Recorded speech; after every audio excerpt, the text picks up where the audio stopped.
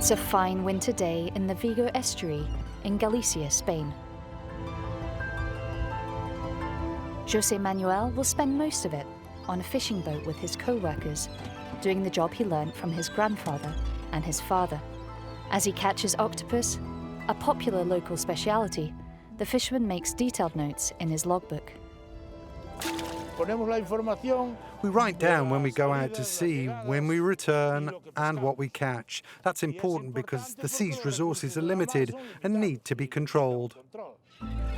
The boat's log is the start of a complex chain of information that doesn't break until the catch reaches your plate. Precision is important. Local coast guards sometimes inspect fishing boats and check the logbooks.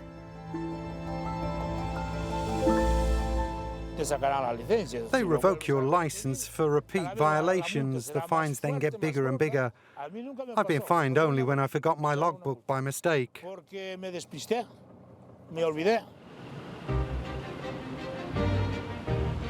Back at the port, the fishermen enter the information into a digital system.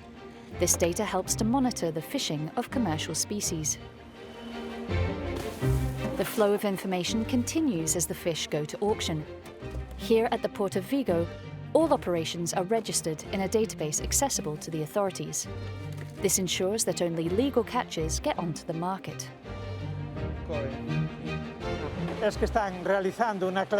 All the fish is sorted here by species and by size. Then it's washed with clean, ozone-treated seawater and put on fresh ice. And the final step is printing the identification labels that will be displayed with the products until they are sold.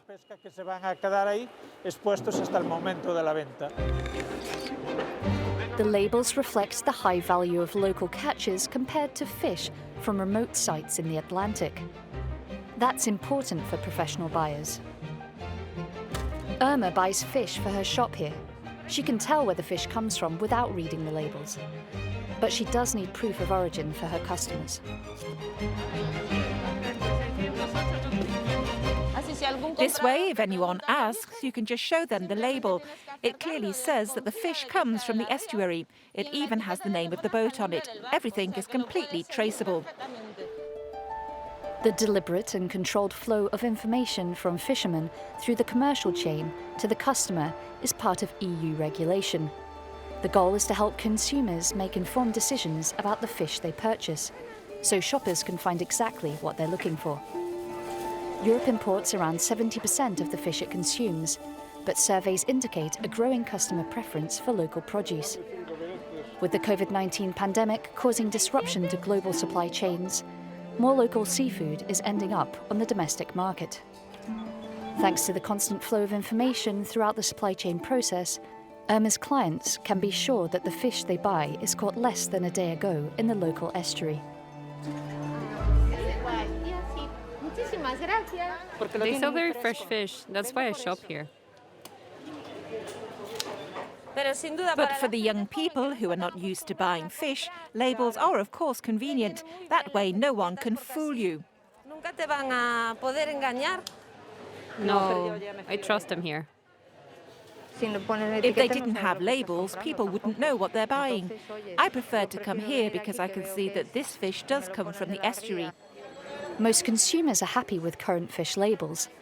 Others suggest adding info about environmental impact and more details about catch areas. The label may say it's from the northwest Atlantic or southeast, but often that's not enough. You know it's from the Atlantic Ocean, but not from which particular part of it.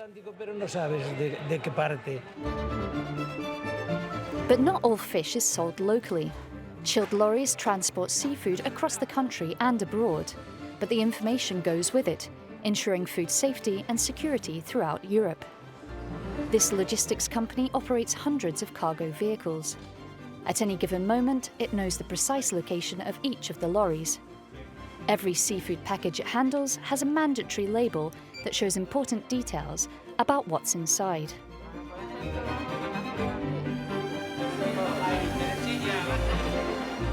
The label indicates the Latin name of the species, its commercial name, what fishing gear it was caught with, the date it was caught, its destination, the weight of course, and all the other information that's required from the trader by the Spanish and European regulators.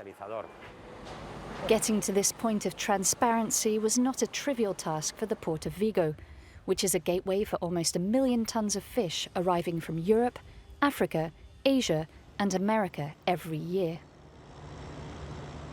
It was a relatively fast evolution.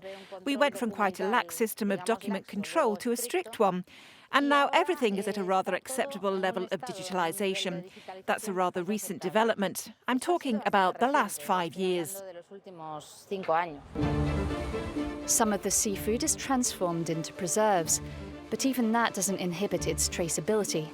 This historic factory produces 70 million tins of seafood a year.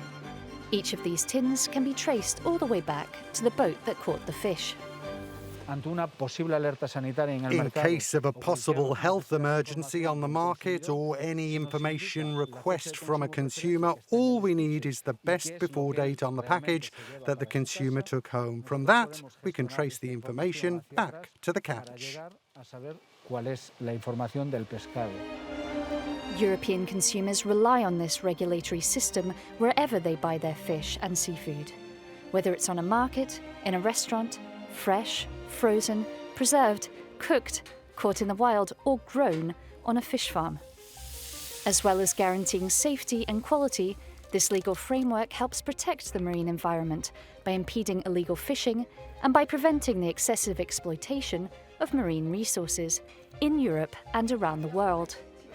This emphasis on sustainability is a crucial part of Europe's Farm to Fork initiative, the European Green Deal, and the EU Biodiversity Strategy. But it also helps private enterprises like this family-run seafood restaurant in Vigo.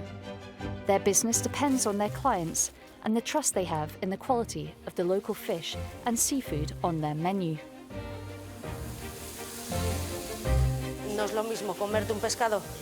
Eating fish that has just come out of the sea is not the same as eating fish caught 9 days ago, even if it's still considered fresh despite being half frozen on the boat. So we wouldn't be able to make decisions if we didn't have all the information. We wouldn't know what we're cooking and serving our clients. At the end of the day, it's all about making the fish's journey from sea to plate safe and smooth.